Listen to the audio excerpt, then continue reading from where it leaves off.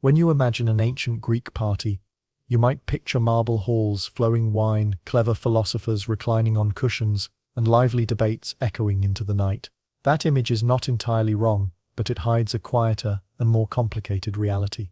The gatherings known as symposia were not spontaneous celebrations. They were planned events shaped by strict customs, social rules, and expectations that reached deeply into daily life. To understand what these gatherings were truly like, you first need to understand who was allowed to attend. A symposium was not a party in the modern sense. It was a private, male-only gathering, usually hosted by a well-off citizen. Women of respectable status did not attend. Their absence was not accidental or symbolic. It was enforced by tradition and by law in many city-states. The only women present were entertainers, musicians, or enslaved servants, whose presence was considered acceptable precisely because they were not regarded as equals. Preparation for a symposium began long before the guests arrived.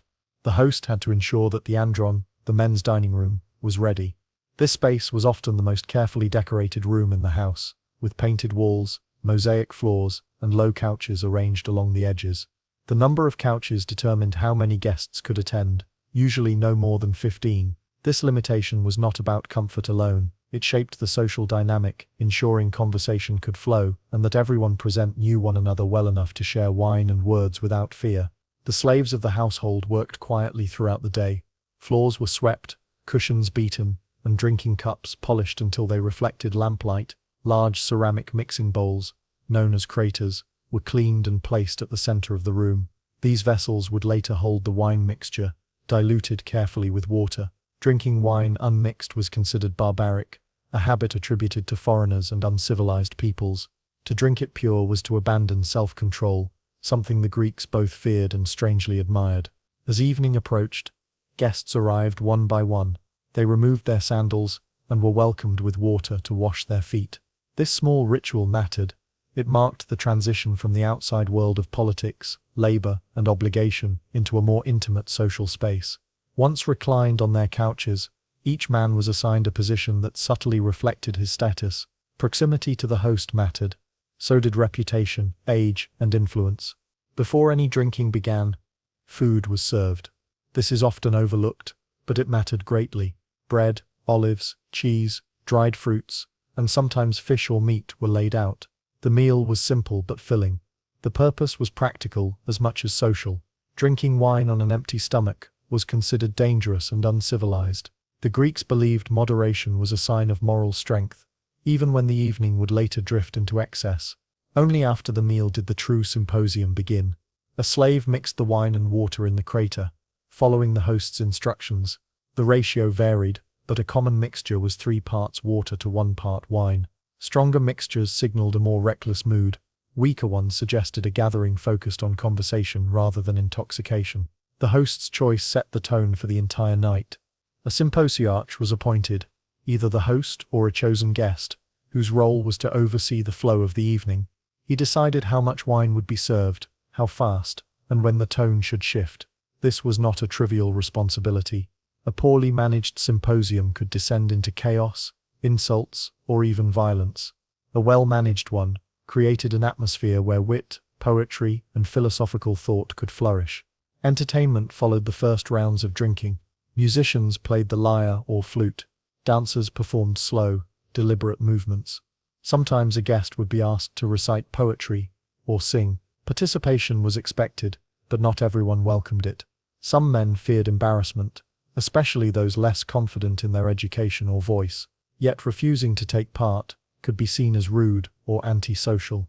Conversation at a symposium often turned toward politics, ethics, love, and the nature of the good life. These discussions were not always lofty. They could be repetitive, competitive, or even petty. Arguments broke out. Boasts were made, old grudges resurfaced. The setting encouraged honesty, but not necessarily wisdom. It is important to understand that these gatherings were not democratic spaces. Enslaved people remained invisible, moving silently to refill cups and clear plates. They heard every word but had no voice. Women entertainers were expected to charm but never to challenge. The freedom enjoyed by the reclining men was built upon layers of unfreedom beneath them. As the night wore on, the atmosphere changed. Laughter grew louder. Speech slurred slightly. The careful balance between restraint and indulgence began to tilt. Some guests grew philosophical, others sentimental, a few became aggressive. It was at this point that the true character of the symposium emerged, revealing not just ideals but flaws. Yet, even in these moments, there was structure. The songs followed certain patterns. Games had rules. Insults were exchanged according to custom, not impulse. The symposium was a controlled environment, a ritualized escape rather than pure chaos. It allowed men to explore emotions and ideas that daily life discouraged, all while reinforcing the social order that made such leisure possible. As the night deepened and lamps flickered low, the question lingered beneath the laughter and wine. Was this gathering a celebration of freedom, or a carefully managed illusion of it? And what happened when the boundaries of control finally began to slip? As the evening deepened and the oil lamps burned lower, the symposium slowly changed character. What began as a controlled and almost formal gathering began to loosen at the edges. The careful balance between order and indulgence grew more fragile with each shared cup. The men reclining on their couches were no longer just citizens and thinkers. They became storytellers, rivals, and sometimes something closer to performers on a private stage. Wine, even when diluted, worked gradually. The Greeks understood this well. They believed wine revealed a person's true nature, stripping away the practiced restraint required in public life. A man who was generous in wine was believed to possess a generous soul. A man who grew angry or boastful revealed inner flaws that daily discipline normally concealed. In this way, the symposium became a kind of social test, quietly judging character under the influence of comfort and intoxication. As voices grew louder, conversation shifted away from practical matters. Political debates gave way to personal stories, memories of youth, or philosophical speculation that drifted far from its original point. One guest might recall a childhood lesson taught by a now-dead father. Another might boast of military service, exaggerating his role in battles long past. Others listened politely, unsure whether to believe the story or simply enjoy its telling. The role of poetry grew more important as the night wore on. Many symposia included recitations of Homer or other well-known poets, either from memory or improvised. These moments were not just entertainment. Quoting poetry was a way to demonstrate education, cultural belonging, and mental sharpness. Forgetting a line or misquoting a verse could bring laughter or quiet judgment. Memory itself was a kind of currency in these spaces. Some gatherings included formal games. One of the most common was kutterbos, a drinking game involving flicking the last drops of wine from one's cup toward a target. It required balance and precision, and it often produced laughter when a throw went wrong. Though it seems trivial, the game had symbolic weight. Success was associated with grace and good fortune, qualities admired in both personal and public life. Meanwhile, the enslaved attendants continued their work almost invisibly. They refilled cups, removed spills, and replaced broken vessels. Their presence was constant, yet their humanity was rarely acknowledged. A servant might hear secrets that could ruin reputations or spark rivalries, yet had no power to act on that knowledge.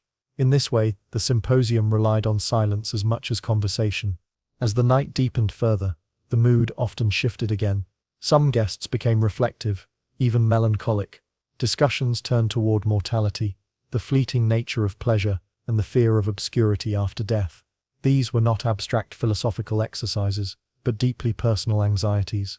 For men whose identities were tied to public recognition and honor, the idea of being forgotten was deeply unsettling. Others reacted differently. A few guests grew restless, eager to push the evening beyond its social limits. This could mean louder music, more aggressive drinking, or suggestions to continue the night elsewhere. In some cases, the gathering spilled out into the streets, transforming from a controlled indoor event into a noisy procession. This was known to disturb neighbors and occasionally attract unwanted attention from authorities. City laws did exist to regulate public behavior, even during celebrations. Excessive noise, disorderly conduct, or violence could result in fines or worse, but enforcement was inconsistent, especially when influential citizens were involved. The line between acceptable revelry and public nuisance was thin and often crossed. Not all symposia ended in chaos. Many wound down quietly. As the final cups were emptied, guests would rise slowly, thanking the host and preparing to return home. Servants helped them find their sandals and cloaks. Some needed support to walk straight, others departed in thoughtful silence, carrying with them fragments of conversation that would linger for days. The next morning, The consequences of the night before became clearer. Headaches, regrets, and vague memories greeted many participants. Reputation mattered deeply in Greek society, and behavior at a symposium could enhance or damage it. A careless insult, an inappropriate advance, or an overly revealing confession might circulate quietly through social networks, shaping how others viewed a man long after the wine had worn off. Yet, despite these risks, the symposium remained central to social life. It was one of the few spaces where men could speak openly, test ideas, and explore identity beyond rigid public roles. The very dangers of excess made the experience meaningful. To navigate a symposium successfully was to demonstrate self-control, intelligence, and social awareness. It is easy to romanticize these gatherings as elegant intellectual saloons, but the reality was more complex. They were messy, imperfect, and deeply human. They revealed the tension between order and chaos, restraint and desire, community and individuality. In these rooms, the ideals of Greek culture were not just discussed, they were tested, sometimes broken, and occasionally reaffirmed. As the lamps were extinguished and the last guests departed into the dark streets, the house fell silent again. What remained were empty cups, scattered cushions, and the lingering sense that something important had unfolded, even if no one could quite say what. But beneath the surface of these refined gatherings lay deeper questions about power, exclusion, and the people who were never allowed to recline on those couches at all. Who truly belonged in these spaces? And what did their absence say about the society that celebrated them? By the time the last guest had stumbled home and the final lamp had gone dark, the symposium was over. The room returned to silence, marked only by the smell of wine, the faint imprint of bodies on cushions, and the slow work of servants cleaning what remained. Yet the true story of the symposium did not end with the final cup. Its meaning lingered in what had been said, what had been hidden, and who had never been allowed to enter at all. To understand the full significance of these gatherings, it is necessary to look beyond the men who reclined on couches and consider those who existed at the margins of the event. The symposium presented itself as a celebration of intellect, friendship, and shared culture, but it was also a powerful tool of exclusion. Participation required wealth, citizenship, leisure, and social standing. Without these, the doors remained closed. Women in particular occupied a complicated and often invisible position. Respectable women were expected to remain inside the home, managing households and raising children. Their absence from the symposium was not an accident, but a reinforcement of social boundaries. A woman who appeared in such a setting risked her reputation, regardless of her intentions. The few women who were present, usually musicians or courtesans, existed in a narrow space between acceptance and objectification. They were allowed to speak, sing, and even influence conversation, but only within limits defined by male comfort. These women often possessed sharp intelligence and cultural awareness. Some were highly educated, capable of discussing poetry or philosophy with skill, yet their insights rarely entered the historical record under their own names. Their words survived only when repeated by male writers, filtered through male perspectives. In this way, entire voices were absorbed into history without attribution, their influence acknowledged only indirectly. Enslaved individuals experienced an even deeper erasure. Their labor made the symposium possible, but their presence was meant to go unnoticed. They learned to move quietly, anticipate needs, and fade into the background. Their awareness of the conversations unfolding around them was often sharper than that of the guests themselves. They heard political strategies, personal confessions, and careless boasts, yet they had no audience and no protection. This imbalance reveals something essential about ancient Greek society. The symposium celebrated freedom of thought, but only for a narrow group. It praised equality among peers while resting entirely on inequality. The ideals discussed so passionately within those walls depended on systems of exclusion outside them. Still, it would be misleading to dismiss the symposium as merely hypocritical. It was also a space where genuine reflection occurred. Ideas that would shape philosophy, ethics, and politics were tested in these rooms. Concepts like moderation, civic responsibility, and the nature of the good life were debated, not in formal lectures but in the ebb and flow of shared experience. Even when flawed, these conversations mattered. The influence of the symposium extended far beyond the evening itself. Friendships formed there could shape political alliances, rivalries sparked in wine-fueled arguments could echo for years. The reputation a man built in these gatherings followed him into courts, assemblies, and military campaigns. In a world without mass media, reputation spread through conversation, and the symposium was one of its main engines. As generations passed, the form of the symposium evolved. Later periods softened some of its edges or absorbed its traditions into different social rituals. Yet the core idea remained. People gathering to eat, drink, and talk, seeking meaning in shared experience. Even today, echoes of the symposium survive in dinner parties, academic conferences, and late-night conversations where ideas flow more freely than they ever do in daylight. What often goes unexamined is the emotional weight carried by these gatherings. For many participants, the symposium was a rare pause in a demanding life. It offered connection in a world defined by obligation.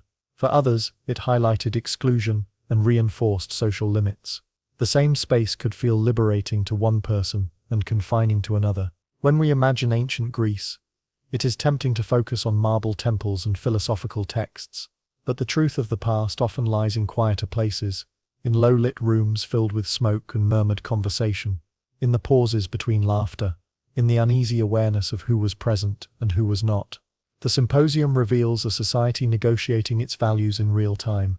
It shows how ideals are lived, compromised, and reshaped through everyday behavior. The Greeks did not merely talk about virtue and moderation. They tested those ideas against desire, ambition, and human weakness, night after night, cup by cup. And perhaps that is why these gatherings still matter. Not because they were glamorous or enlightened, but because they were human. They exposed the gap between ideals and reality, a gap that has never truly closed. Even now, in our own gatherings, we repeat the same patterns, negotiating belonging, power, and identity around tables lit not by oil lamps, but by screens and shared spaces. When the last voices faded and the doors were closed, the symposium ended.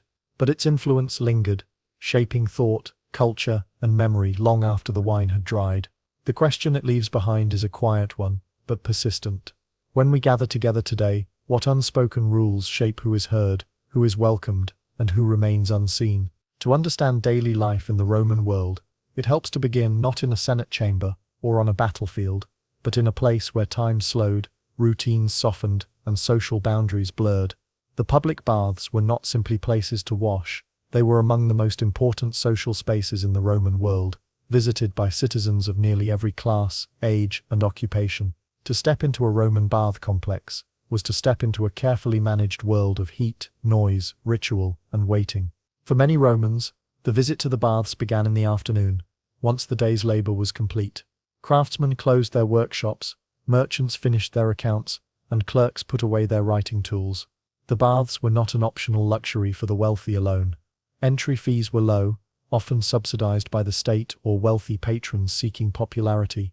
Even enslaved people could attend, though often under stricter supervision or at different hours. Approaching the bath complex, a visitor would already sense its importance. These buildings were massive, often rivaling temples in size and grandeur. Stone walls rose high above the street, decorated with statues, inscriptions, and carved reliefs celebrating emperors or benefactors. Steam escaped through vents in the roof, carrying with it the mixed smells of hot water, oil, sweat, and smoke.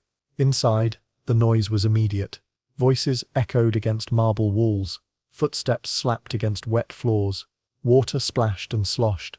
Unlike the quiet, reflective image often imagined today, Roman baths were loud, crowded, and alive with motion. People shouted greetings, argued over space, laughed, complained, and negotiated business deals, all within the same echoing halls. The first stop for most bathers was the apoditerium, the changing room. Here, visitors removed their clothing and entrusted it to slaves or attendants. Theft was common enough to be a real concern. Some bathhouses employed guards, others relied on trust or social pressure. A lost garment could mean more than inconvenience. Clothing represented status, and losing it could be humiliating or financially damaging. Once undressed, bathers moved through a carefully designed sequence of rooms. The order mattered, and experienced bathers followed it almost automatically. The process usually began in the tepidarium, a warm room designed to prepare the body for heat. This space encouraged relaxation and conversation. People lingered here, sitting on stone benches, allowing their muscles to loosen. From there, many proceeded to the caldarium, the hot room, heated by an underfloor system called the hypocaust. The air here was thick and heavy, steam blurred vision, and breathing required effort. Slaves poured hot water over bathers, or scraped their skin with curved metal tools called strigils, removing sweat and oil. The process was both cleansing and uncomfortable. Burns were not uncommon, and the heat could be overwhelming, especially in crowded conditions. Yet, people endured it willingly. The discomfort was part of the experience, a physical reminder of endurance and discipline. To withstand the heat without complaint was seen as a small test of character. Conversations continued even here, though they became slower and more fragmented as the heat took its toll. After the caldarium came the frigidarium, a cold room designed to shock the body back into alertness. Plunging into cold water was believed to close the pores and strengthen the body. The sudden contrast drew sharp gasps and laughter. Some bathers dreaded this moment, lingering at the edge of the pool before forcing themselves in. Others embraced it eagerly, proud of their resilience. Throughout this process, the baths served as more than a place to get clean. They were a social crossroads. Politicians met potential supporters. Business deals were discussed casually. News spread quickly, carried from mouth to mouth across the steamy halls. Rumors moved faster here than in the forums. To be absent from the baths was to risk being left out of the social current. Yet the baths were also deeply stratified.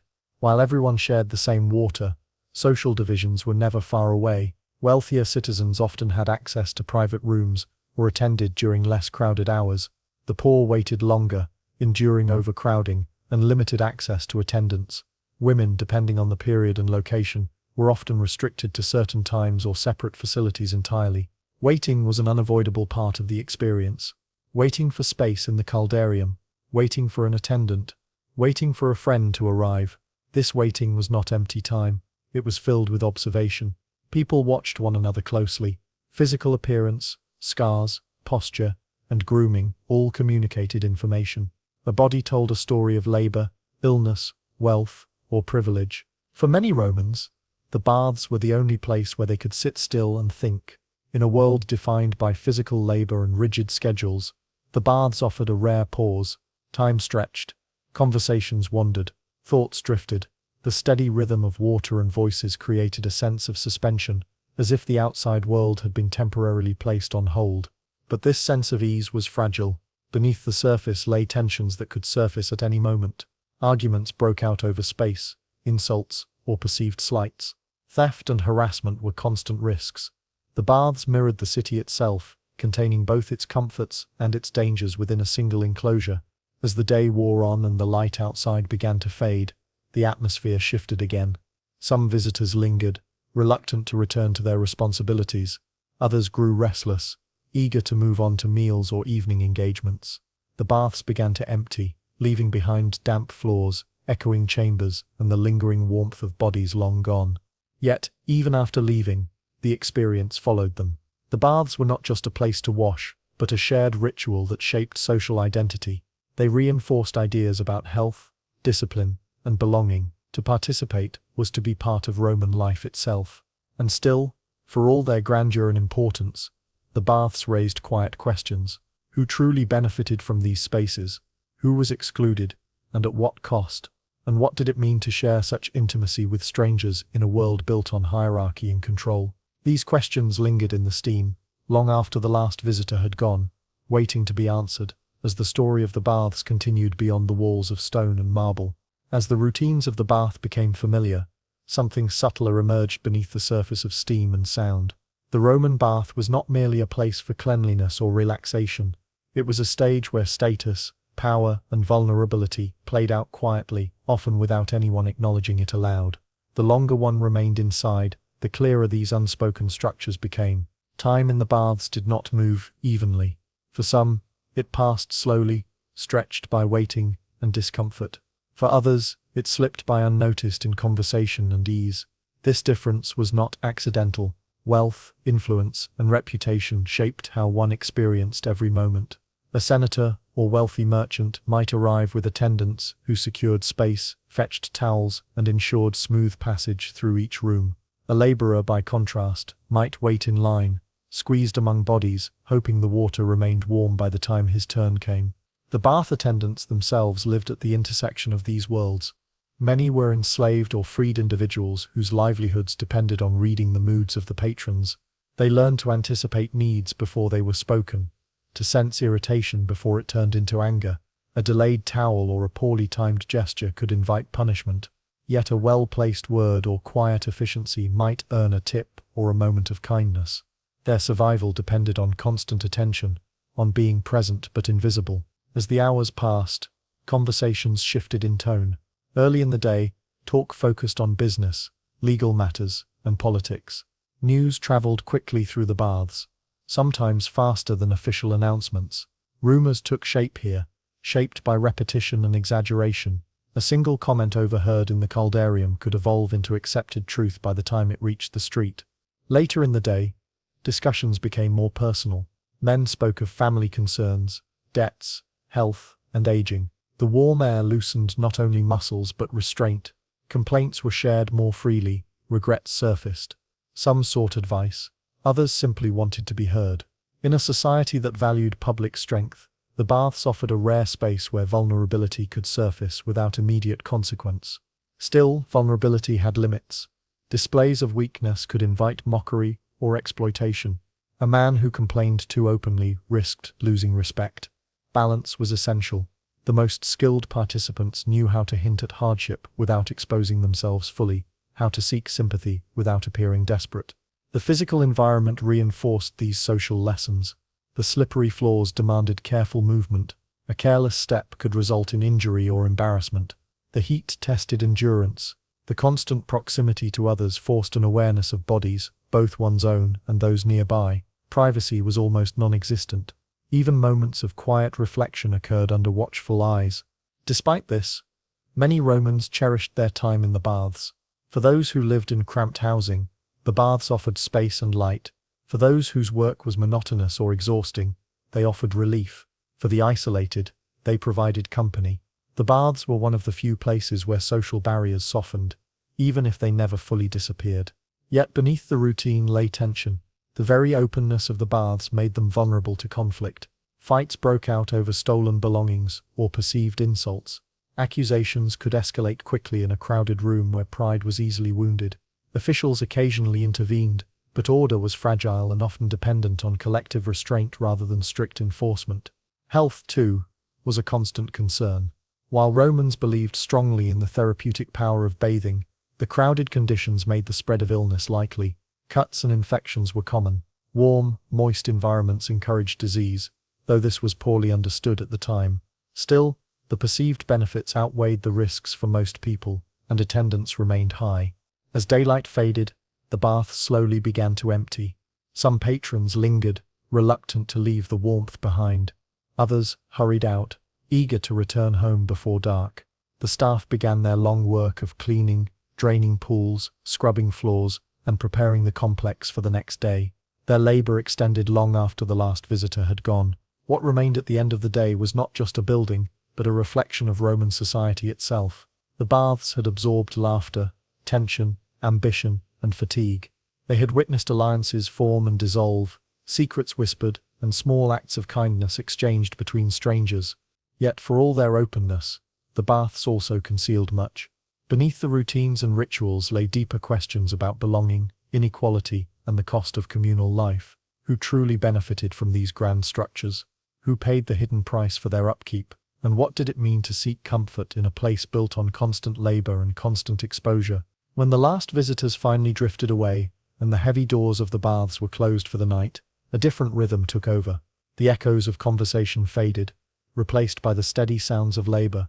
The public face of the baths vanished, revealing the unseen effort required to keep such a vast system alive day after day. Slaves and low-ranking workers moved through the complex with oil lamps, inspecting floors, drains, and heating chambers. Pools were emptied or partially drained. Slippery tiles were scrubbed. Ash and soot were cleared from the furnaces that had burned all day beneath the floors. The hypercaust system, an engineering marvel, demanded constant attention. A single failure in airflow or fuel supply could render the baths unusable by morning. The comfort enjoyed by thousands rested on the unseen work of a few. These workers rarely appeared in public records. Their names, thoughts, and exhaustion were absorbed into the walls of the building itself. While the baths symbolized leisure and refinement, they were powered by relentless labor. This contradiction lay at the heart of Roman urban life. Comfort for many depended on the constant effort of the few. By morning, the cycle would begin again. New visitors would arrive, unaware of the night's labor or the strain placed on the bodies that kept the system functioning. The baths were designed to appear timeless and effortless, masking the human cost beneath smooth marble and warm water. Yet the baths also endured because people needed them. In dense cities filled with noise, dust, and crowded housing, they offered a rare sense of order, cleanliness, even if imperfect, mattered. So did routine. To step into the baths was to step into a predictable rhythm that structured daily life. In a world of uncertainty, this reliability brought comfort. The baths also shaped how Romans understood themselves. They reinforced the idea that citizenship involved participation in shared spaces. To bathe together was to belong, to be seen, and to take part in a collective identity. Even those on the margins felt the pull of this shared ritual, however limited their access might be. Over time, the role of the baths began to change. Economic strain, political instability, and shifting cultural values slowly eroded the resources that sustained them. Maintenance declined. Some baths fell into disrepair, others closed entirely. The great halls that once echoed with voices and splashing water grew quiet. As the centuries passed, the meaning of these spaces faded.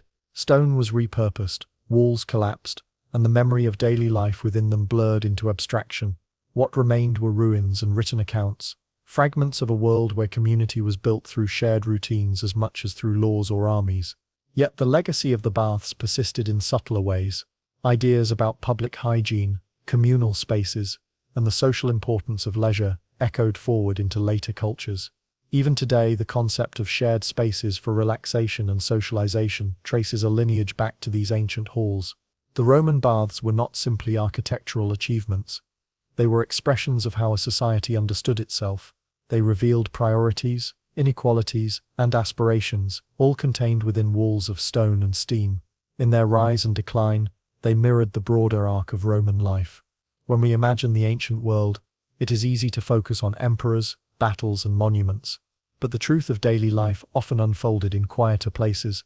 In the warmth of the baths, amid the murmur of conversation and the rhythm of routine, Romans lived out the ordinary moments that defined their world. And perhaps that is the lasting lesson of the baths. History is not only shaped by grand events, but by the repeated, unremarkable actions of ordinary people seeking comfort, connection, and a brief escape from the demands of their time. With the final echoes of water and voices fading into memory, the story of the Roman baths comes to a close.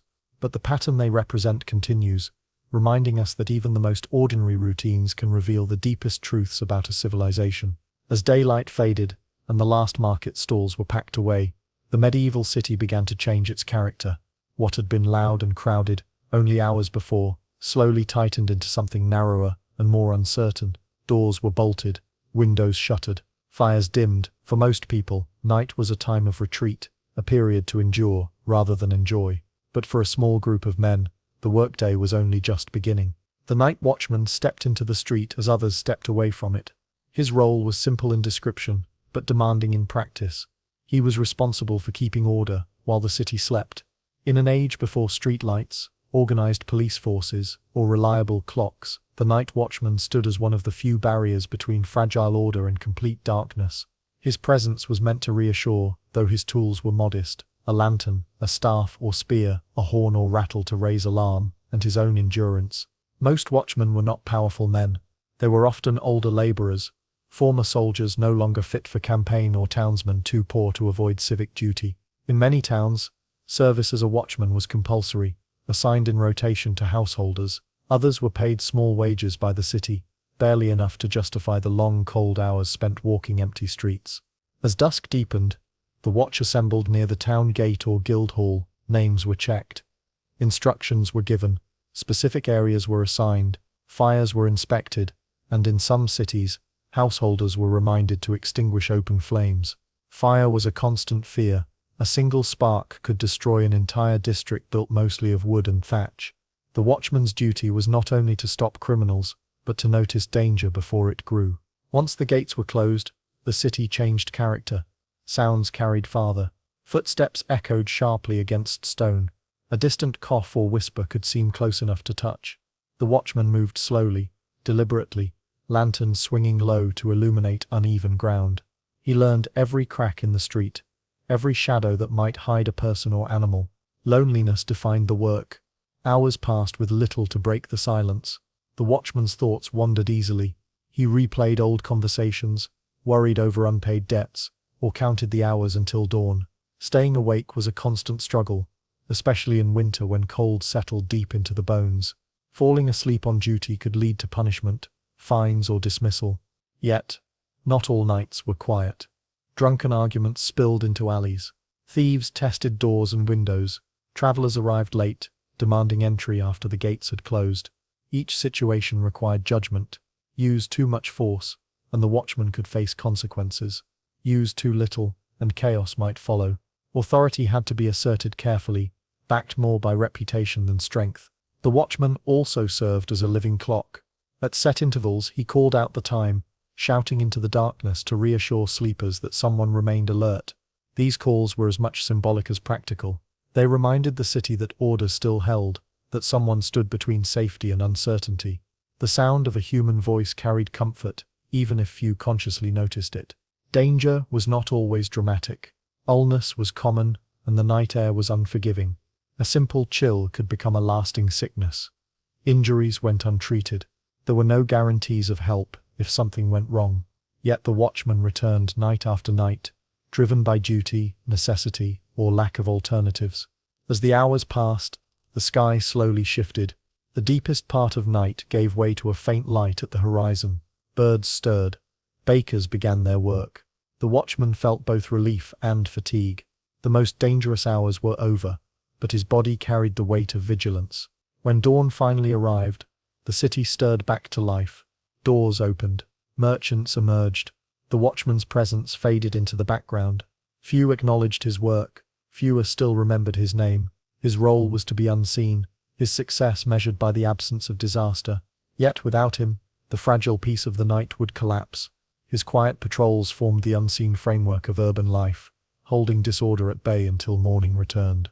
And as the sun rose over the rooftops, one question lingered in the fading dark. How did those who watched the city at night endure the long stretch between dusk and dawn, night after night, year after year? As the night deepened, the watchman's world narrowed to the circle of light cast by his lantern. Beyond it stretched uncertainty. The familiar streets of daylight became unfamiliar corridors of shadow, where every sound seemed amplified and every movement demanded attention. This was the hour when fatigue tested resolve, and when the quiet itself felt heavy. The watchman walked his assigned route again and again, not because it was exciting, but because repetition was safety. Knowing every uneven stone and broken step meant fewer surprises. He learned where dogs liked to sleep, where drunks tended to linger, and which doorways offered shelter from sudden rain. These details, unnoticed by others, formed the mental map that kept him alive. Loneliness pressed hardest in the deepest hours of the night. There were long stretches with no voices at all, only the distant creak of wood settling, or the flutter of a bird disturbed from sleep. The mind wandered easily in such stillness. Memories surfaced uninvited, regrets returned. Some watchmen spoke quietly to themselves just to hear a human voice, a small defense against the weight of silence. Occasionally, the stillness broke. A sudden shout, the scrape of hurried footsteps, or the crack of wood snapping could set the heart racing. Many alarms proved false. A stray animal, a drunk, stumbling home, a shutter caught by the wind. But sometimes danger was real. A fire starting in a careless hearth, a thief testing a door, a fight spilling into the street. In those moments, the watchman had to act quickly, often alone. He carried limited authority. His staff or spear was more symbol than weapon, meant to discourage rather than confront. If trouble escalated, he was expected to raise the alarm and summon help, not fight heroically. Yet the line between caution and cowardice was thin, and judgment was made harshly by those who slept safely behind walls. The watchman also bore the weight of responsibility without recognition. Success meant nothing happened. Failure meant public blame, a fire that spread too far, a theft left unchallenged, or a crime unnoticed could stain a reputation permanently. Praise was rare, criticism was not. Weather made everything harder. Cold nights numbed hands and slowed movement. Rain soaked cloaks and turned streets into slick hazards. In winter, frost crept into joints and lingered long after dawn. There was no shelter from these elements beyond doorways and overhangs, and stopping for too long risked falling asleep. Despite all this, small moments of humanity broke through. A late traveller offering a word of thanks, a baker slipping a warm loaf into the watchman's hands at dawn, a shared joke with another guard as their routes crossed briefly. These moments did not ease the work, but they made it bearable. The watchman also carried knowledge few others possessed. He knew which households argued at night, which windows glowed long after others slept, which alleys smelled of trouble. This awareness made him both valuable and vulnerable. People feared what he might know, even if he never spoke of it. As the night stretched toward morning, exhaustion blurred the edges of thought. Time slowed. The city felt suspended, caught between darkness and light. This was the most dangerous hour, when vigilance wavered and mistakes were most likely. The watchman forced himself to keep moving, to keep listening. Then, slowly, the world shifted. The sky lightened almost imperceptibly. Shadows softened. Birds began to call. The city breathed again. The watchman's duty was nearly done, but the toll of the night remained written in his posture and weary eyes. When his watch ended, he did not celebrate. He simply handed over his responsibilities and walked home through streets that now belonged to others. His work, like the darkness he guarded, faded from notice as daylight returned. Yet without his presence, the night would have belonged to chaos. His endurance, though rarely acknowledged, was part of the unseen structure that allowed the city to function at all. And still, one question lingered in the quiet after dawn. What kind of life does a person build when they spend their nights awake while the rest of the world sleeps? As the first full light of morning spread across the rooftops, the watchman's world quietly dissolved. The city that had depended on his vigilance through the dark now reclaimed itself, bustling and unaware. Shopkeepers opened shutters, carts rattled over stone, children's voices returned to the streets. To most, it felt like the beginning of the day. For the watchman it was the end. He walked home slowly, body heavy with fatigue. His clothes smelled of smoke, damp stone, and sweat. Every step carried the dull ache of muscles held tense for too long. The noise of the waking city felt almost overwhelming after hours of silence. Where night demanded alertness, morning demanded endurance. Home, for many watchmen, was modest and quiet. A single room, a narrow bed, perhaps a shared space with family who were already awake and preparing for their own work. Sleep did not come easily. The body, trained to stay alert through darkness, resisted rest when daylight arrived. Sounds that others ignored felt sharp and intrusive. The rhythm of the city no longer matched his own. This reversal of time shaped the watchman's life in subtle ways. He lived slightly out of step with the world around him. Meals were taken at odd hours. Social life was limited. While others gathered in taverns or markets, he slept. While others rested at night, he walked alone. Over time, this separation deepened. The watchman belonged neither fully to the world of day, nor entirely to the world of night. Despite this isolation, his role carried quiet importance. The safety of streets, the prevention of fires, the discouragement of crime all rested partly on his endurance. Yet few acknowledged this contribution. The watchman was expected to fade into the background, noticed only when something went wrong. Gratitude was rare, recognition rarer still. In some towns, watchmen aged into their roles, growing slower but more observant.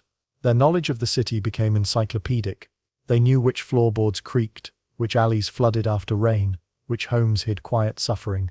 They witnessed the slow changes of neighborhoods, the rise and fall of families, the steady march of time. Others did not last long. The physical strain, the cold, the lack of rest wore them down. Injuries healed slowly. Illness lingered. Some left the post willingly. Others were replaced when they could no longer keep pace with the night. There was little ceremony in their departure. Yet, even as individuals came and went, the role endured. Each new watchman stepped into a rhythm shaped long before him.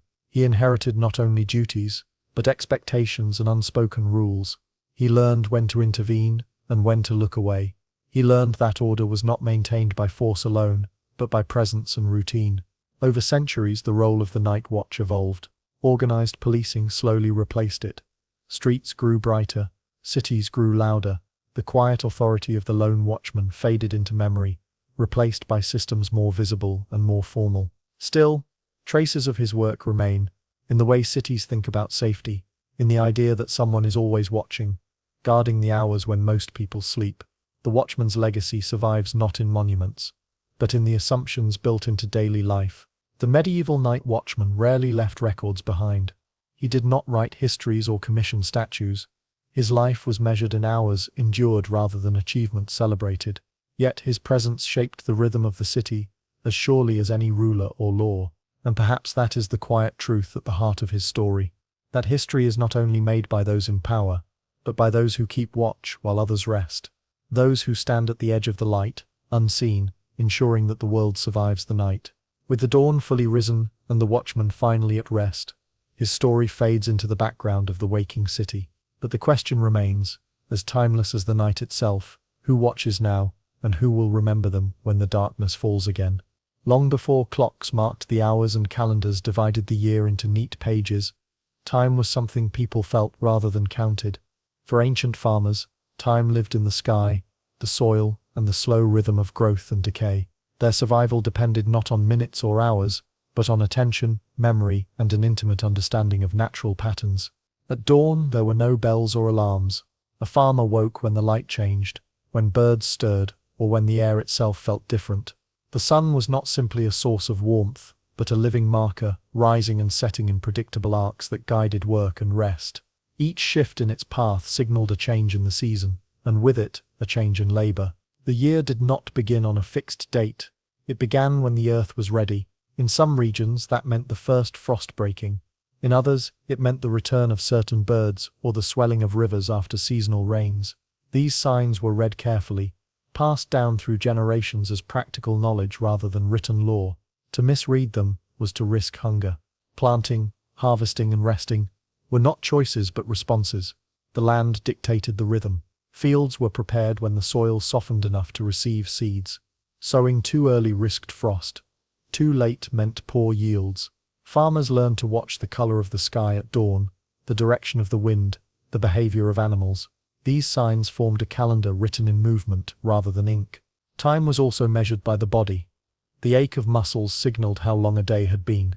The position of the sun told when to pause, when to eat, when to return home. Shadows were clocks. Hunger was a reminder of passing hours.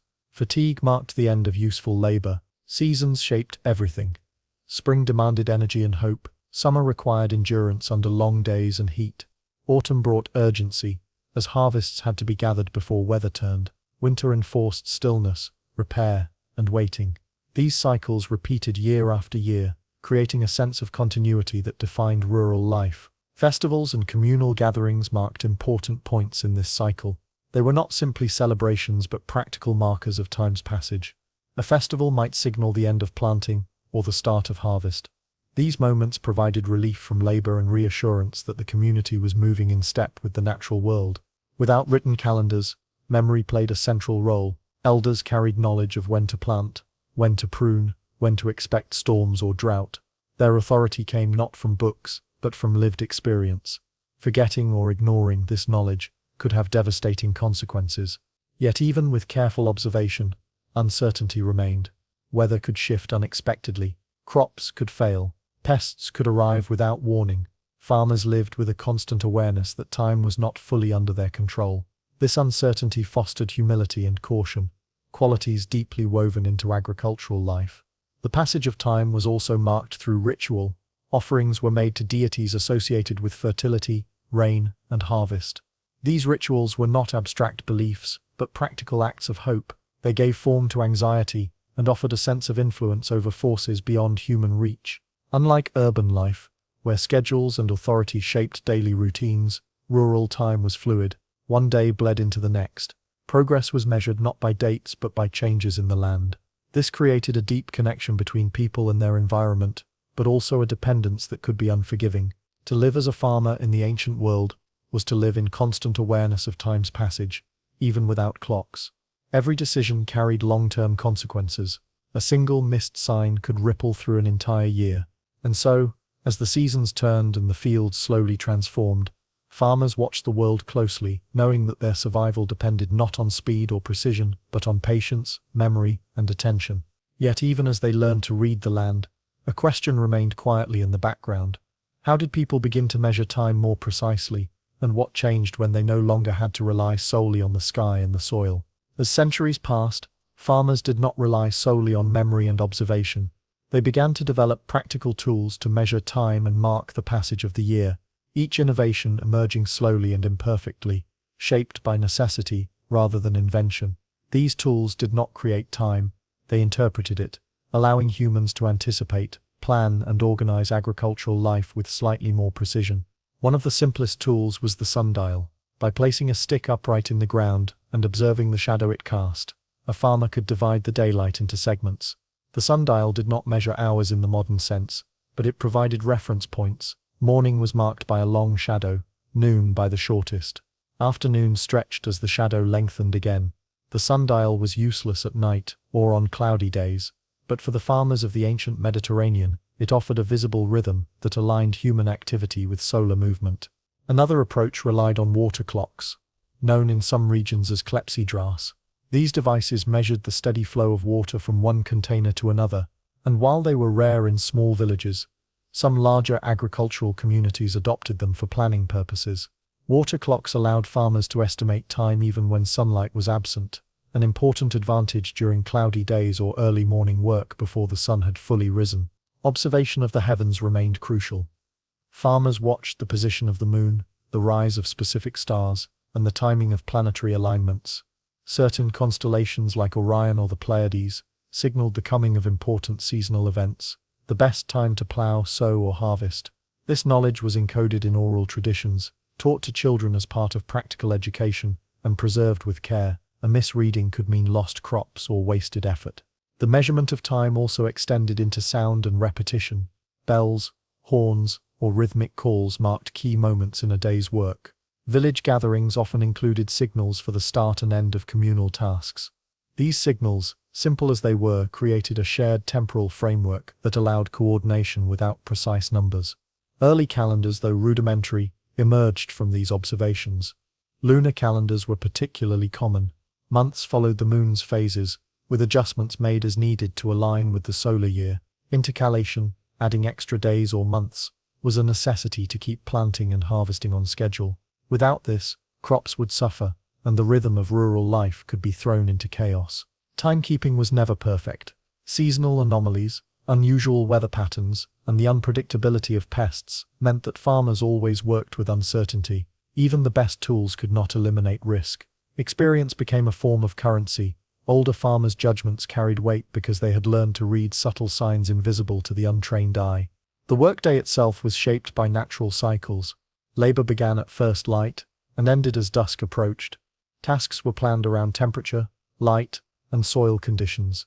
Planting might begin in the cool hours before noon. Harvesting often stretched until shadows lengthened and the risk of frost approached. Every action was calibrated against an invisible living clock that required both observation and flexibility. Sleep and rest were part of this temporal awareness. Napping at midday was not indulgence but strategy, conserving energy during the hottest hours. Even social life followed the agricultural clock. Festivals and communal workdays coincided with periods of rest or key seasonal transitions, linking community rhythms to the land. Technology gradually refined these patterns, but it did not replace them. Sundials, water clocks, and early calendars supplemented observation. They did not dictate it. Farmers remained attuned to the land because survival depended on more than devices. It depended on attention, experience, and intuition honed over years of practice. And yet, for all the careful measures and accumulated knowledge, uncertainty persisted. Each season brought its own unpredictability. A late frost, unexpected drought, or sudden pest outbreak could undo weeks of planning. Farmers lived constantly with the tension between preparation and chance, between human calculation and the forces beyond control. In this world, time was both measured and felt, recorded in shadows, water levels, and stars, but also embedded in bodies, routines, and traditions. The tools allowed greater coordination, but the essential relationship remained the same. A person's survival was bound to the cycles of the natural world. And in the quiet moments before dawn, as the earth lay still, and the first birds began their call, one question persisted.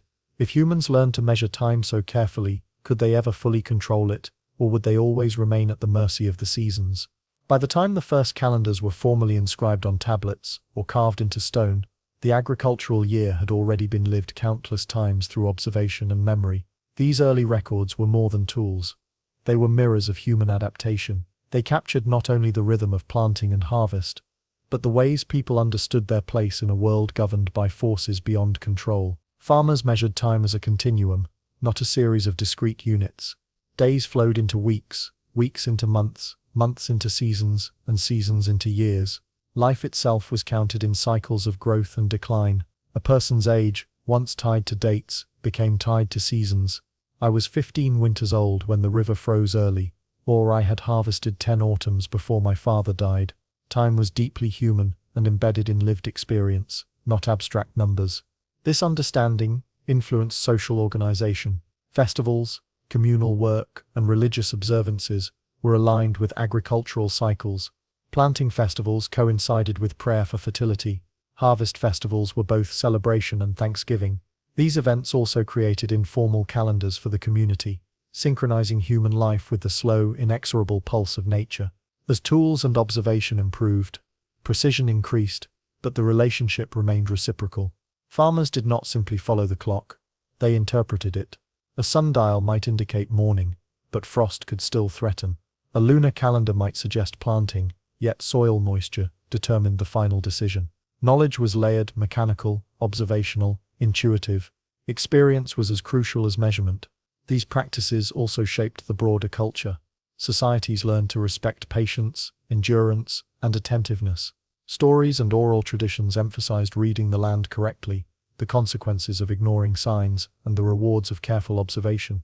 Moral lessons were embedded in practical knowledge.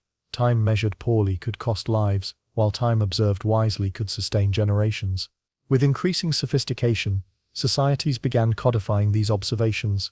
Written calendars, astronomically calculated festivals, and civic regulations arose, especially in urban centers. But even in cities, agricultural time remained a touchstone. Grain imports, market schedules, and labor expectations all depended on understanding the cycles of the countryside. Civilization advanced, yet it never detached completely from the rhythms first learned in the field. The enduring lesson of these early timekeeping methods is the humility they imposed.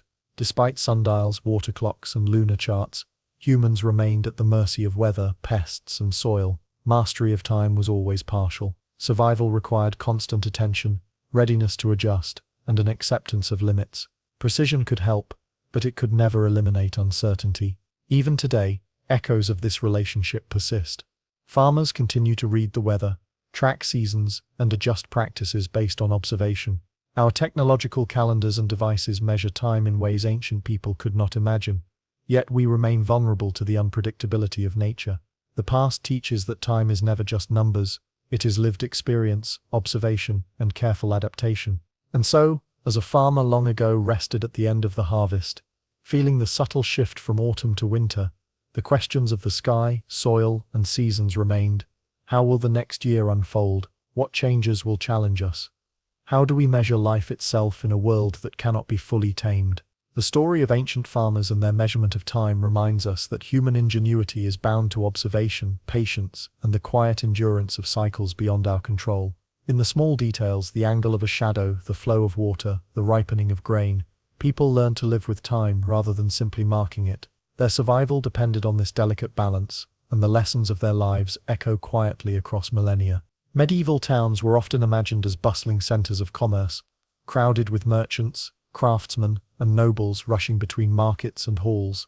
But behind the half-timbered walls and narrow streets existed a world far less visible, the daily life of ordinary townspeople. Their stories were rarely recorded, overshadowed by kings, battles, and monumental events. Yet they shaped the very rhythm of urban existence. Life in a medieval town was framed by work, necessity, and a careful negotiation of limited space.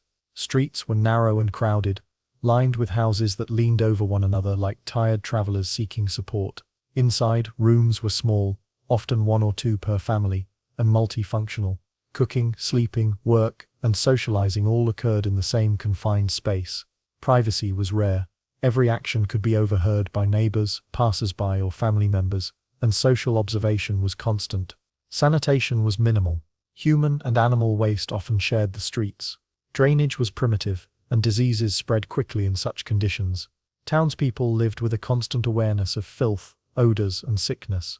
Practices that might seem basic today, boiling water, washing hands, disposing of waste properly, were absent or inconsistent.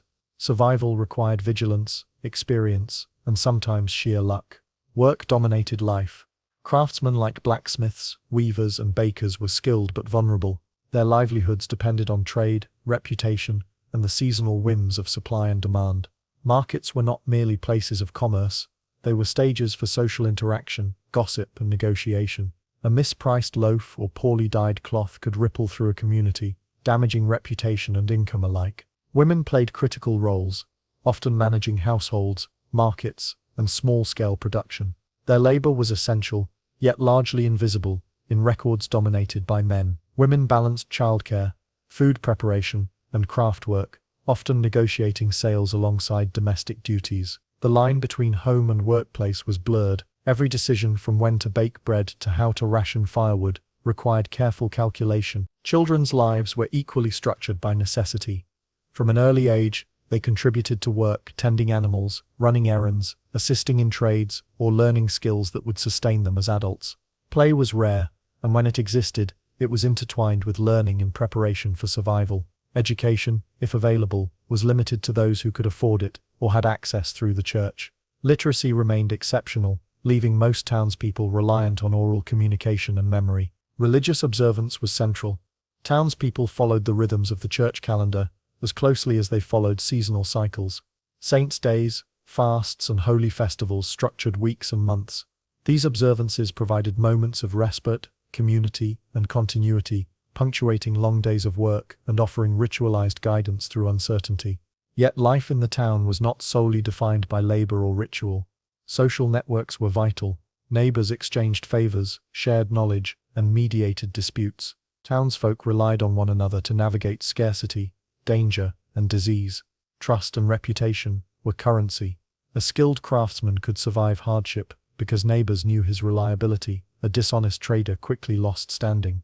Risk was constant. Fires could sweep through streets in hours. Epidemics appeared suddenly, striking indiscriminately. Crime was common, ranging from theft to assault, and legal recourse was uneven.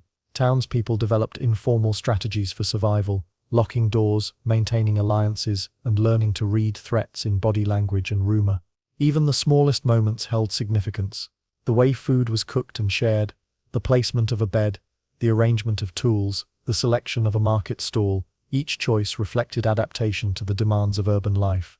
These details shaped well-being, social standing, and resilience, often more profoundly than the grand events chronicled by historians. In many ways, medieval townspeople lived with a dual awareness, one of immediate survival and one of the rhythms of community. They negotiated space, labor, relationships, and risk simultaneously. This invisible labor, the constant attention to survival, adaptation, and social nuance, defined urban life far more than ceremonies, markets, or civic decrees. And yet, for all its intricacies, the daily life of townspeople remained largely undocumented. Their voices survive faintly, filtered through court records, tax lists, and the occasional chronicler's observation. Most of the rich texture, the gossip, small victories, quiet endurance was never written down, existing only in memory and oral tradition. As the sun set and the town's lamps flickered to life, people retreated to their small homes, carrying burdens, hopes, and routines that would repeat tomorrow. The city, so alive during the day, became quieter, though not silent. Each house held stories of negotiation, survival, and adaptation. Each narrow street contained invisible histories of human resilience. And as the night grew darker, a quiet question lingered. How many of the small, persistent acts of daily life were as essential to history as the grand events that were written down, remembered, and celebrated? As towns grew in the medieval period, the challenges of daily life became increasingly complex. Space, labor, and social networks were not merely conveniences, they were essential mechanisms for survival. In narrow streets, lined with leaning timbered houses, every choice where to live, what trade to pursue, how to interact with neighbors, carried consequences, often subtle but cumulative. Space was always contested. Streets were crowded not only with people but with animals, carts, and goods. Overhanging upper stories created tunnels of shade, blocking sunlight and ventilation. The proximity of neighbors meant that private disputes could spill into public awareness. Families adjusted, learning which activities could be done quietly and which might draw criticism. Even small innovations, like hanging herbs to dry or arranging workspaces efficiently, reflected careful negotiation of limited room. Labor, too, was defined by necessity and routine. Craftsmen worked long hours, often from sunrise to sunset, but their productivity was bounded by tools, materials, and market demand. Seasonal cycles imposed pressure. Harvests required extra hands, winter demanded repair of roofs and walls, and festivals interrupted regular patterns. Each day was a balance of effort and timing. Too much labor without rest risked illness. Too little jeopardized survival. Women's work was equally structured, yet multifaceted. They often managed households, assisted with family trades, and cared for children and the sick. Food preparation was not merely domestic. It was an economic act, ensuring that families could survive lean periods or sell surplus in the market. Laundry, cleaning, and textile production required constant attention, often under physically demanding conditions. Women's labor formed the backbone of town life, yet it was rarely recognized formally. Children participated from an early age, learning trades through observation and apprenticeship. Work and education were intertwined. Tending animals, delivering goods, or assisting in shops taught skills, responsibility, and social awareness. Play existed, but it was interlaced with practical learning, shaping children for adulthood, while allowing rare moments of relief. The social fabric of towns demanded constant maintenance. Reputation mattered. Trust was built through repeated interactions, favors, and demonstration of reliability. Dishonesty or failure could result in ostracism or lost economic opportunities. Conflicts were mediated through neighbors, guilds, or local officials, but many disputes were resolved informally, relying on negotiation and social pressure rather than written law. Health and hygiene were persistent concerns. Streets were open sewers in many areas, and water supplies were often contaminated.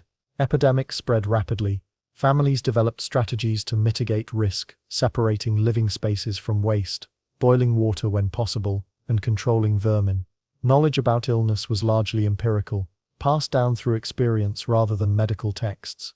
Festivals, religious observances, and market days structured temporal rhythms. These events were not merely breaks from labor, they were essential for social cohesion. Participation reinforced belonging and allowed exchange of news, goods, and ideas. They also provided ritualized moments of tension release, a way for townspeople to collectively navigate the stresses of urban life. Security was an ever-present concern. Theft, assault, and fire posed constant threats. Townspeople developed early warning networks, shared knowledge of safe paths, and learned to read potential danger in behavior and circumstance. The medieval night watchman mentioned earlier was one part of this system, but ordinary citizens also maintained vigilance, protecting their homes and possessions through cooperative effort. Through all of this, resilience was cultivated quietly, often imperceptibly. Surviving in a medieval town required skill in observation, flexibility, and strategic patience. Each family developed routines that balanced labor, social expectations, and environmental conditions. These routines, repeated daily, formed the backbone of urban stability. Yet, for all its structure, town life was precarious. Fire could consume blocks of homes in hours, disease could sweep through households, and economic misfortune could ruin even the most careful families. The lives of ordinary people were defined by constant attention to immediate threats, layered with awareness of social expectations, environmental conditions, and seasonal rhythms. And as dusk fell again, the cycle of observation, work, negotiation, and vigilance prepared to begin anew. The narrow streets, quiet at night, contained the cumulative results of countless small decisions, each one an act of survival, adaptation, and subtle mastery of the environment. Even in this dense tapestry of labor, observation, and social negotiation, one question lingered: how many of the daily acts of endurance, unseen and unrecorded, were as critical to the continuity of the town as the markets, the guilds, and the officials chronicled by history? When morning fully arrived, the town's streets were alive once more. Market stalls opened, carts rattled over cobblestones, and voices called across narrow lanes. To the casual observer, the day appeared ordinary, repetitive even. But beneath the surface, the continuity of urban life rested on countless small actions repeated over years that rarely appeared in records or histories. The ordinary townspeople, often anonymous, were the true custodians of this continuity. Craftsmen honed their skills, producing tools, clothing, and food. Women ensured homes were maintained, children were fed and educated, and families remained functional despite the unpredictability of health, weather, and economy. Labor, social negotiation, and vigilance, performed day after day, sustained not only individual households, but the stability of the entire community. Disaster was always a potential visitor. Fires could leap from roof to roof in minutes, consuming weeks of labor. Disease could strike families without warning, leaving households weakened or extinguished entirely. Theft and violence were threats woven into the fabric of daily life. To survive, townspeople relied on observation, alliances, and careful planning. Precautionary actions such as reinforcing doors, storing food securely, or sharing alerts about dangerous areas were essential acts of communal defense. Even leisure, when it occurred, was structured and purposeful. Festivals, church holidays, and seasonal gatherings provided necessary reprieve, but also reinforced social cohesion and cultural knowledge. They reminded individuals that they were part of a larger network, a city held together not by official edicts alone, but by ongoing, repeated cooperation. The rhythms of life in the town were both predictable and fragile. Each family's survival depended on adaptation to the environment, and the decisions of countless others. Trust, reputation, and mutual assistance formed invisible threads connecting people to one another. Without them, disorder would quickly spread, undermining markets, trade, and the very ability of residents to feed themselves. What is remarkable is how enduring these patterns were, despite their invisibility. The townspeople were rarely remembered in chronicles, yet their labor, observation, and adaptability allowed cities to persist across centuries. Markets thrived, streets were maintained, and cultural practices endured because people managed the ordinary with extraordinary attention. Even as the centuries progressed and societies grew more complex, the underlying principle remained: the survival of urban life depended on small, repeated acts of careful attention. Tools, trade, festivals, and regulations supported this, but they could not replace the constant human presence that ensured continuity. The mundane, uncelebrated work of ordinary citizens created the framework upon which the more visible aspects of history rested. By the time evening returned, and shadows crept once more across the town, the cycle began anew. Families completed tasks, secured their homes, and prepared for rest, while others, such as the night watchman, assumed responsibility for protection. The city's survival was maintained in a quiet, almost invisible rhythm, repeated day after day, generation after generation. And so, when historians later recount events of battles, laws, and royal decrees, they often overlook the countless ordinary actions that made urban life possible. Without the repeated, patient, and careful efforts of these hidden individuals, the larger story of medieval towns would have been markedly different. The final reflection is simple yet profound. History is made not only by the extraordinary, but also by the unnoticed endurance of ordinary people. Their work, though largely invisible, shaped the continuity and resilience of society for centuries to come. The image of the gladiator is familiar. Men fighting to the death in the Colosseum, the roar of the crowd, the blood spilled on sand. Yet the spectacle that has captured imaginations was only the visible tip of a much larger and less glamorous reality. Behind the arena gates, life in a gladiator school, or ludus, was regimented, exhausting, and dominated by discipline rather than glory. A gladiator's existence began long before they ever stepped into the sand. Recruited from slaves, prisoners of war, or volunteers seeking fame and fortune, they were immediately immersed in a strict and demanding environment. The schools were enclosed compounds, often fortified, with high walls, watchtowers, and guarded entrances. Freedom of movement was limited. Gladiators were monitored constantly, their behavior strictly regulated. Defiance could result in severe punishment, sometimes death. Training was relentless. Each day followed a rigid schedule designed to build strength, agility, and endurance. Dawn brought physical conditioning, running, lifting, and repetitive drills designed to harden bodies against fatigue and injury. Mid-morning, the focus shifted to weapon skills. Blades, shields, and wooden practice swords were wielded with precision under the careful eyes of instructors, often retired gladiators with years of experience. Mistakes were corrected harshly. Weakness was punished, not only to instill discipline, but because survival in the arena depended on flawless technique. Diet and medical care were carefully controlled. Gladiators consumed high-calorie meals, heavy in grains, legumes, and occasionally meat or fish. To maintain strength, bones were believed to be fortified by ash supplements, and any injury received immediate attention, often from specialists skilled in treating combat wounds. Yet medical knowledge was limited. Infections could be fatal, and even minor injuries could end a career. The school was both protective and perilous. Social life within the ludus was complex. Gladiators lived together, forming bonds of camaraderie and rivalry. Friendships were essential for survival. Allies could watch backs during sparring or shield one another from punishment. Yet competition simmered constantly.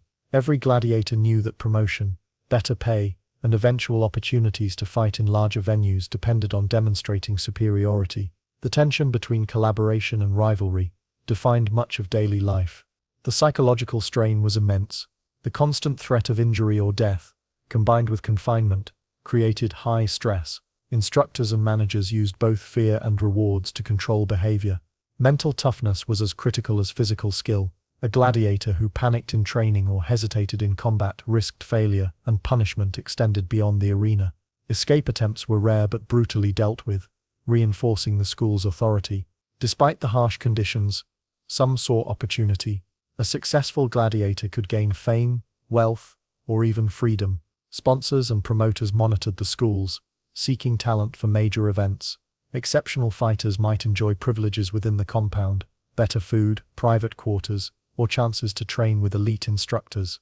Such rewards reinforced motivation, even as daily life remained grueling. The work was not just physical, it was also strategic. Gladiators were trained to read opponents, anticipate movements, and conserve energy. Survival depended on calculating risks and understanding human behavior. Each practice fight, each drill was a rehearsal not only of technique but of psychological endurance. As hours passed in the ludus, the outside world seemed distant. News, politics, and family life were mostly absent. Life was measured in repetitions, drills, meals, rest, and instruction. Time itself became compressed, defined by exhaustion and the pace of training rather than by days or months. This monotony was both a method of conditioning and a form of control, shaping gladiators into machines of discipline and endurance. Yet even in such harsh conditions, human emotion persisted. Camaraderie, fear, hope, and frustration threaded through every interaction. Gladiators formed attachments, argued, and sometimes conspired, creating a hidden social world beneath the strict regimen. These bonds were fragile, tested daily by exhaustion, competition, and the looming threat of injury. And beneath all of this lay a larger question. How did individuals endure such relentless pressure, confined within walls and constantly facing the specter of death, and still retain enough skill, will, and adaptability to survive the arena? Inside the ludus, life was an unending cycle of training, observation, and preparation. Gladiators learned early that survival depended on more than brute strength. It required strategy, endurance, and adaptability. Each day reinforced lessons that went far beyond swordsmanship, encompassing mental fortitude, attention to detail, and understanding both opponents and instructors. Training was divided into stages, often beginning with simpler routines before advancing to more complex combat techniques.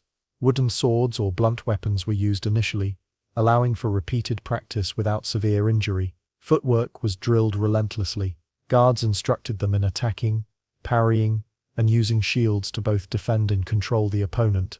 The repetition created muscle memory, ensuring that in the heat of battle, actions became instinctual rather than conscious. Sparring sessions were sometimes choreographed, designed to simulate realistic conditions while minimizing life-threatening risk. Yet, even these sessions could become deadly. Small mistakes, misjudging distance, hesitating, or underestimating an opponent, could result in broken bones or worse. Instructors monitored not just performance but attitude. Hesitation could be punished, overconfidence reprimanded. A careful balance of aggression and caution was drilled into every trainee. Physical conditioning extended beyond skill with weapons. Gladiators ran long distances, lifted weights, and performed calisthenics. Strength and endurance were crucial, but so was recovery. The body needed rest and nourishment, yet the line between sufficient conditioning and exhaustion was thin. Overtraining could weaken a gladiator as surely as undertraining. Instructors observed every detail, adjusting exercises to optimize performance while maintaining control over their pupils. Diet was structured to support these demands. High-carbohydrate meals provided energy, while protein aided muscle repair. Water, and occasionally, wine were rationed. Medical attention was immediate and pragmatic. Small wounds were treated to prevent infection, broken bones were set, and herbs were applied for pain or inflammation. Still, medical knowledge was limited. Even minor injuries could escalate quickly, and survival sometimes relied as much on luck as skill. Mental training was equally critical. Gladiators were taught to anticipate opponents' moves, read body language, and manage fear. Psychological resilience was developed through constant repetition and exposure to risk. Instructors used fear deliberately, creating scenarios in which hesitation or overreaction could be punished. The goal was not cruelty for its own sake, but to condition gladiators to respond with precision and composure under life-threatening pressure. Social dynamics shaped the ludus as much as training. Gladiators formed alliances, taught one another techniques, and sometimes covered each other's lapses. Competition remained ever present, however promotions, better quarters, and opportunities for lucrative fights were awarded to those who excelled. Status within the school influenced daily life, including diet, privileges, and access to instructors. Observing hierarchy and navigating alliances became a survival skill alongside combat training. Discipline extended to behavior outside training. Gladiators were expected to obey rules, maintain personal hygiene, and respect authority. Infractions could result in punishment ranging from extra labor to flogging. In some cases, disobedience could even lead to death, either directly or indirectly, by undermining the structured order essential to the school's operation. Even with these strictures, the human element persisted. Camaraderie, humor, and shared hardship allowed gladiators to endure monotony and stress. Relationships were delicate, constantly tested by competition and authority, but they were critical to maintaining morale and ensuring survival. In the shadows of training halls, bonds formed that could determine whether a gladiator endured injury, punishment, or isolation. The ludus was, therefore, more than a training facility. It was a microcosm of survival, a system in which discipline, social negotiation, physical skill, and mental toughness were inseparably intertwined. Every repetition, every observation, every relationship was part of a larger strategy, producing men capable of surviving the arena, where skill alone might not suffice without composure, endurance, and adaptability. And as the hours of training dragged on, one question lingered persistently. In a world structured entirely around control, discipline, and repetition, how did gladiators retain their individuality, hope, and sense of self, while preparing to face death before thousands of spectators? When a gladiator finally stepped beyond the gates of the ludus, the world changed instantly. The controlled, measured environment of the training school gave way to the unpredictability of the arena. The Colosseum, or amphitheater, awaited, filled with spectators, noise, and the looming presence of death. Yet the lessons learned in the ludus, discipline, endurance, strategy, and observation, were the tools that transformed raw strength into survival. The arena was a theater of extremes. Spectators roared at every move, their reactions unpredictable, yet the sound became part of the environment. Gladiators had to block out distractions while assessing opponents, terrain, and weapons. Their training had taught them to focus under stress, but the emotional strain of public exposure added a layer of psychological challenge that no drill could fully replicate. Combat was rarely chaotic. It was carefully structured to produce spectacle while allowing for skill to shine. Gladiators were often matched by size, weapon type, or experience to create engaging fights. Even so, danger was real. Fatal injuries were not uncommon, and survival often depended on timing, adaptability, and reading the opponent. The most skilled gladiators moved with efficiency, balancing aggression and defense, conserving energy while exploiting opportunities. Social dynamics persisted in the arena. Veterans commanded respect. Rookies were scrutinized. Sponsors and managers watched closely, seeking those capable of drawing attention, entertaining crowds, or earning substantial bets. Reputation influenced future fights, treatment in the ludus, and even chances for freedom. A single performance could alter a gladiator's life dramatically, creating opportunities or hastening decline. The life of a gladiator was a constant negotiation between risk and reward. Survival was paramount, but ambition and recognition drove behavior.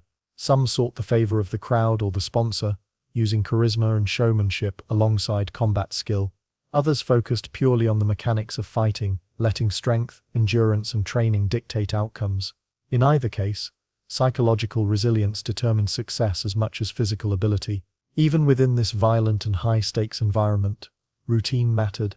Preparation before a fight included inspection of weapons, warm-ups, and mental visualization. Recovery afterward involved care for injuries, feeding the body, and resting before the next training session or battle. The discipline of the ludus did not end at the arena gates. It extended into every aspect of life, governing habits, behavior, and survival strategy. Over time, the exceptional gladiator could achieve a precarious form of fame. They might earn freedom, gifts, or status, transforming their existence from slave or recruit to celebrity within certain bounds. Yet this visibility was fragile. A single misstep, injury, or bad fight could end a career, or a life. Survival depended not on luck alone, but on cumulative skill, discipline, and careful attention to both physical and social realities. The lessons of the ludus extended beyond combat. Gladiators learned endurance, observation, timing, and social navigation. They existed in a world structured around control and repetition, yet they were forced to adapt to chaos, uncertainty, and human unpredictability. Their lives were a constant balance of discipline, cunning, and survival instinct. And so, as the sands of the arena absorbed the echoes of each fight, the story of the gladiator remained a study not only in violence but in human resilience. The spectacle captured public imagination, but the invisible daily work, the discipline, the training, the careful observation, and social navigation was what determined who survived and who did not. In the end, one question persisted beyond the applause and the sand-stained light. What is the value of skill, courage, and endurance when life itself is constantly at the mercy of forces beyond your control? And how does one maintain humanity while preparing to face death in plain view of the world? Monastery gardens of the medieval period were far more than decorative spaces. They were carefully cultivated, functional, and imbued with layers of meaning. Behind high stone walls, often separating the world of the monks from the outside towns or fields, these gardens were places of labor, reflection, and sustenance. Yet much of their significance has been overlooked, hidden behind the quiet lives of those who tended them. The walls themselves served multiple purposes. They marked a boundary between the secular and spiritual, providing security from thieves, animals, and wandering strangers. They offered protection from weather, creating microclimates favorable to delicate plants. Within these walls, monks could cultivate a variety of crops, medicinal herbs, and ornamental plants, each chosen for practical and symbolic reasons. Paths and walkways divided the garden into sections, creating order and ease of access. Gravel paths, stone-lined channels, or simple beaten earth allowed movement without damaging plants. Each bed and border was carefully measured and maintained. Work was methodical, emphasizing precision, repetition, and attention to detail. This discipline mirrored the rhythms of monastic life, where prayer, study, and labor were carefully balanced. Plants were categorized by function. Food crops like cabbages, onions, and leeks supplemented the monastery diet. Orchards of apples, pears, and plums provided fresh fruit and preserves. Medicinal herbs such as sage, rosemary, and thyme were cultivated to treat illness and provide tinctures or salves. Flowers, too, were planted, valued for beauty, fragrance, and symbolic meaning. Every plant had a purpose, and its placement reflected both utility and spiritual significance. Labor in the garden was relentless yet meditative. Monks followed seasonal rhythms, preparing soil in early spring, planting and watering through the summer, harvesting in autumn, and maintaining beds even in winter. Work was never frivolous. Each task supported the community's health, nourishment, and spiritual practice. Even repetitive tasks, like weeding or pruning, became exercises in patience and mindfulness. Observation played a key role. Monks monitored growth, soil condition, and pest activity. They tracked weather patterns, noting when rains fell or when frost threatened tender shoots. Knowledge accumulated slowly, recorded in herbals, notebooks, or oral tradition. Mistakes were costly, yet they also provided lessons. A failed crop taught soil management, pest control, or seasonal timing. Success ensured sustenance and a degree of self-sufficiency for the monastery. Gardens were also spaces of reflection and ritual. Walkways were often arranged to encourage contemplation, prayer, and quiet study. The act of tending the soil mirrored spiritual cultivation. Monks might meditate while planting, recite prayers while harvesting, or reflect upon mortality while observing seasonal decay. Work and worship intertwined seamlessly, each reinforcing the other. Social dynamics existed. Even in these enclosed spaces, senior monks supervised novices, passing down knowledge of plant care, garden design, and medicinal preparation. Cooperation was essential. Large tasks, such as constructing raised beds or digging irrigation channels, required coordinated effort. Disputes were rare, but negotiation of labor schedules and responsibilities maintained harmony and ensured efficiency.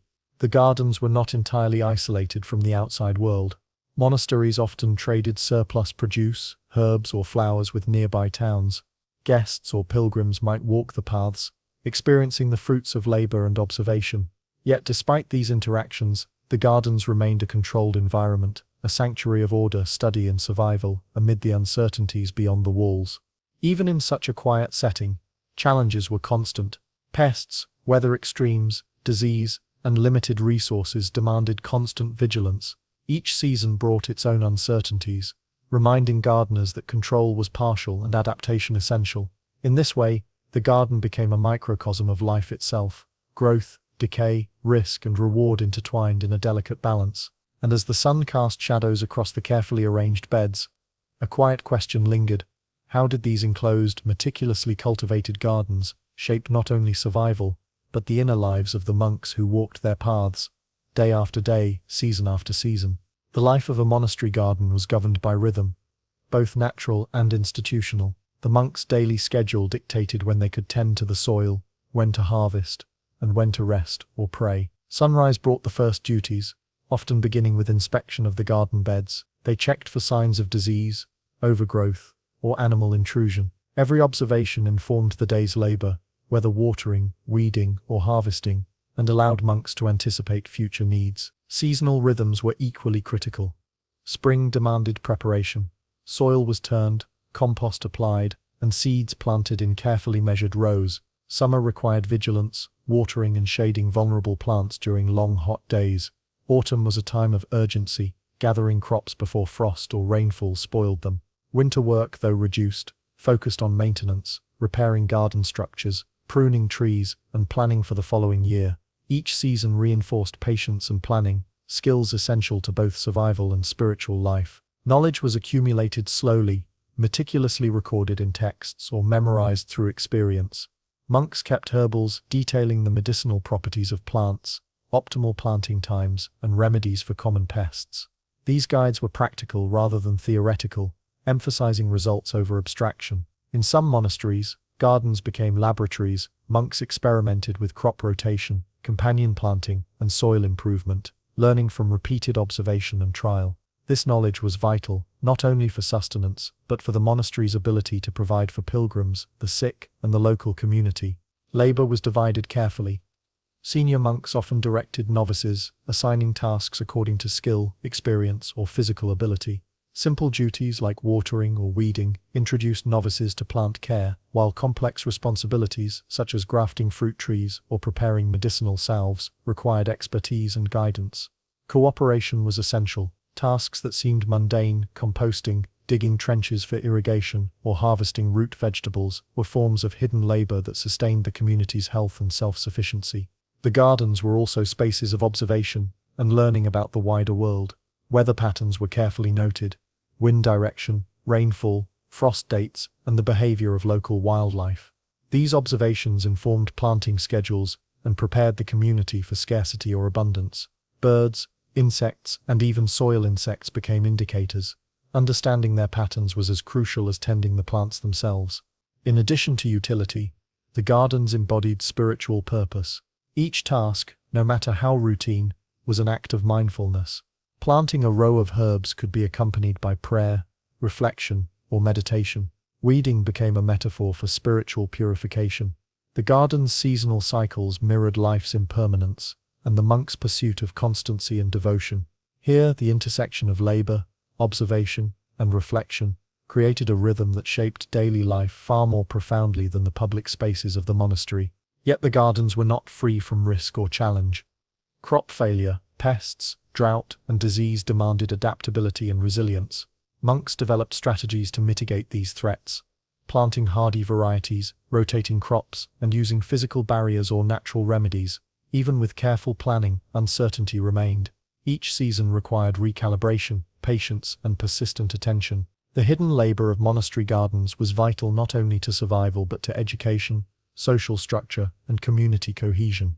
It cultivated a quiet expertise that was passed from novice to senior monk, ensuring continuity and resilience. These tasks, repeated daily and seasonally, formed the backbone of monastic life, and reflected a broader principle: survival and spiritual practice were inseparably intertwined, shaped by observation, discipline, and adaptability.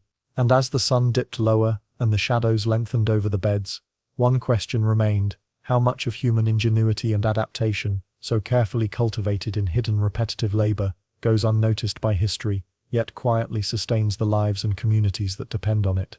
By the time autumn arrived, the monastery gardens were alive with both abundance and preparation.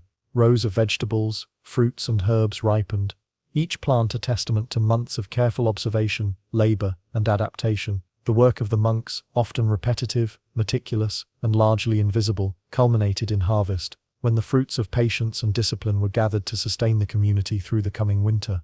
Harvesting was itself a structured ritual. Crops were collected systematically, with priority given to perishable produce and medicinal herbs. Each batch was handled carefully. Leaves, roots, and fruits were cleaned, dried, or stored according to their purpose. Preservation techniques, whether drying, salting, or fermenting, reflected accumulated knowledge and ensured the monastery could endure lean months.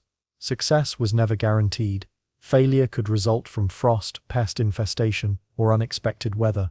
Even the best planning could be undone, a reminder of nature's power and human vulnerability. Food from the gardens fed the monks, pilgrims, and sometimes the surrounding community. Herbal preparations were critical for treating ailments, supporting health, and maintaining productivity. Beyond nourishment, the gardens reinforced social cohesion. Workdays fostered cooperation. Shared responsibility for planting, maintenance, and harvest nurtured trust and mutual reliance. Knowledge was passed from elder monks to novices, creating a continuity that bridged generations. In this way, the garden became both a physical and social foundation for the monastery. The influence of monastery gardens extended beyond sustenance. These cultivated spaces were places of reflection, study, and spiritual growth. The act of tending plants, the repetitive rhythm of digging, pruning, and watering, encouraged patience, attention to detail, and contemplation. Monks observed cycles of growth and decay, learning lessons about impermanence, adaptation, and the interconnectedness of life. The garden itself became a silent teacher, shaping both mind and body. Monastery gardens also influenced the broader world. Surplus produce and medicinal herbs were exchanged with towns, pilgrims, or nearby communities. Knowledge of planting techniques, herbal remedies, and soil management traveled along with these goods. What might appear as simple, repetitive labor within monastery walls had ripple effects beyond the cloister, shaping agricultural practices and medical knowledge in surrounding regions. The gardens became subtle hubs of expertise and innovation. Yet, for all their utility and influence, the gardens were humble. Their labor was largely hidden, unrecorded, and often uncelebrated. No grand chronicles marked the rhythm of planting, the precision of pruning, or the quiet accumulation of botanical knowledge. Still, the continuity of life, human, botanical, and communal, depended on these hidden actions. The survival, health, and spiritual cultivation of generations of monks were intertwined with the meticulous care of plants and soil. As winter approached and the last harvest was secured, the gardens entered a period of rest, mirroring the human need for pause and reflection. Paths lay empty, soil rested, and seeds were stored for the next cycle. Yet the knowledge embedded in every bed, every pruning mark, and every carefully stacked bundle of herbs remained, ready to guide the next season's labor. The final reflection of these spaces is striking: the seemingly mundane work of tending a garden, measuring soil, observing growth, harvesting carefully, sustains life, knowledge, and culture in ways that are rarely seen. The quiet endurance, patient observation, and meticulous labor of those who lived within the monastery walls shaped not only their own survival, but the world beyond. And so, as the walls grew still, and the winter winds whispered through dormant branches, one question lingered: how many of history's greatest continuities and subtle innovations are owed not to famous figures, but to the quiet, disciplined, and patient work of ordinary people, whose labor is largely invisible to the record of time?